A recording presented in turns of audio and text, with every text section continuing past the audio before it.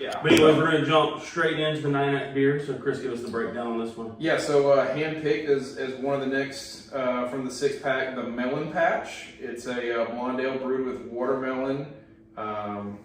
I think it's brewed by Ales for Outlaws. It sounds delicious. Yeah, only 3.8% alcohol by volume though. I mean, a little bit less than a Bud Light. Yeah, less than a Bud Light, and I'm sorry, it's brewed by LoneRider Brewing Company in Raleigh, North Carolina. I don't know if the Ales for Outlaws is like just part of like a brand of the ales. Like maybe they have a couple different ales for Outlaws, and this is the watermelon patch one. No. Look into it. Maybe so. Yeah, but it literally says "summer in a can" on the side of it. Yeah, that sounds delicious. I'm hoping this is going to be. I'm a big watermelon fan. Are you guys a big watermelon? Yeah, watermelon fan. Like growing up, all I chewed was like the watermelon bubblicious or hubba bubba stuff like that. Yeah, watermelon Jolly Ranchers is bomb.com. Agreed. But the blue ads are still. It's a bit bubbly. Yeah. I was a little worried because I like did the little crack and then finally brought through it. So, watermelon with salt or without salt when you were a kid? I didn't do it with, I mean, I knew people that did it with salt, but I didn't do it with I salt. eventually learned with salt was the correct way to do it. Yeah, I did it with salt. Yeah. Salt's the way to go. Mom taught me that way. So. Nah, just eat it plain. It's fine. Remember also the good old days of eating a watermelon seed and then thinking you're going to have a watermelon grow and explode in your stomach. Well, so did you... Or the same thing about bubblegum taking like 17 years to digest Yeah. or whatever. Yeah. So did you prefer seedless or seeds in your watermelon? Oh, seedless. I preferred seeds because I feel like it gave a better taste. It was more of a mature watermelon. So, Okay. Yeah. I'm going to pass that on down and not give away any of my thoughts on it. So yeah, there was no reaction. I'm not really getting a smell out of this either. Yeah. It's interesting.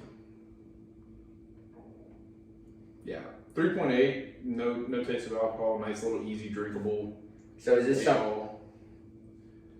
something you could have on a boat and be alright with? Yeah. You could definitely have that on a boat in the sun, be alright with it.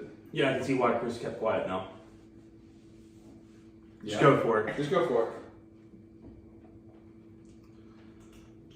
I mean, damn. Wow, that's all right. All right. Pull it while you're at it. You know what it tastes like?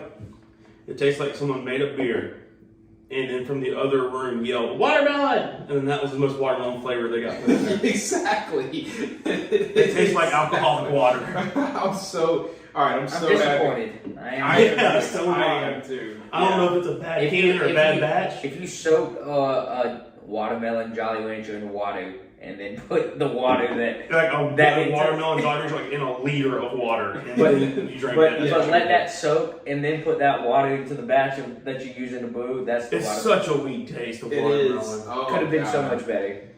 And I feel like watermelon is something they could have very easily blended in with this beer. I feel like they just alright, so it's not even made with actual watermelon, it's watermelon concentrate. Yeah, well, so it's not, I mean, up the dosage 90%, please. Like, yeah, up it up by seriously, there's no flavor. I'd rather them use like artificial Jolly Rancher watermelon flavor to give me watermelon that. This tastes like if you tried to have like a watermelon seltzer, just not quite with the. They've been better off just combination. labeling this. It's a blonde ale. Just look at the beer. It's a blonde ale, and it's a good blonde ale. Don't get me wrong. Yeah, it's a good beer. It's there's no melon flavor. It's easily drinkable blonde ale, but it tastes like a blonde ale. It doesn't taste like a watermelon blonde. It looks like it has a little bit of a pink hue to it though. So it's like we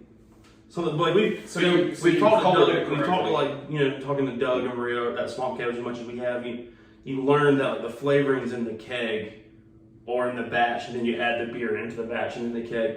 So like this can may have been like on the tail end of this whole process, and maybe got a bad can. Yeah, that's could have been. But I don't think it would have significantly dropped the flavor as much as we. Experience. Yeah, I agree. The lack of flavor is astonishing. I mean, if for LoneRider Brewing, like you don't want this to happen to people though. Like you don't want this to be what it tastes like at all, period. Yeah, because like I'm probably gonna give this like a second try, and if it tastes the same way, I'm never gonna be like, yeah, never gonna beer again, never gonna want it again.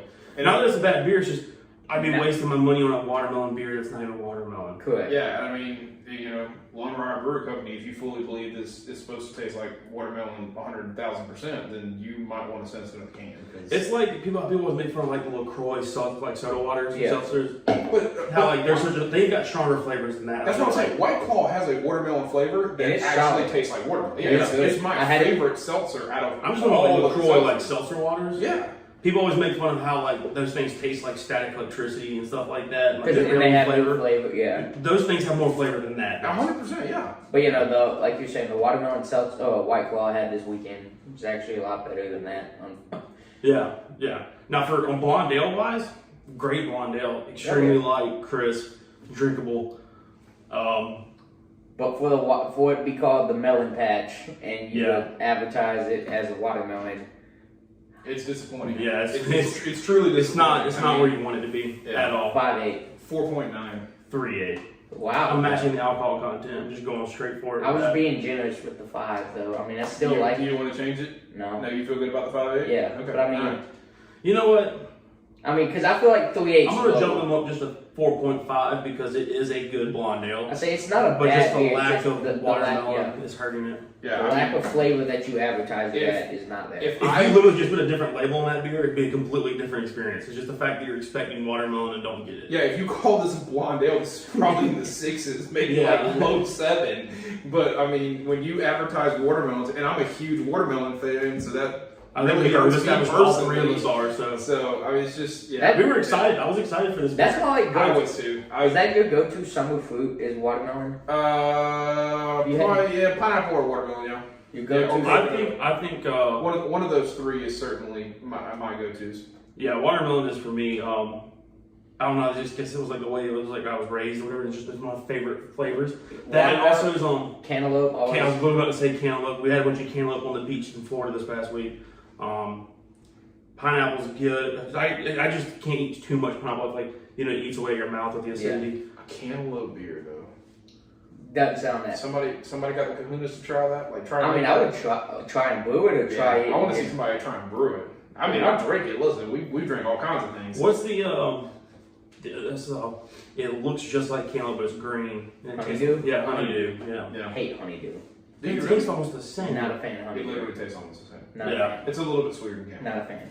Okay. All right, fair. All right. So one final time for the round: 4.9, 4.5, 5.8. So, and that was the Melon Patch. Adam went with his hype on that one. Yeah, I did.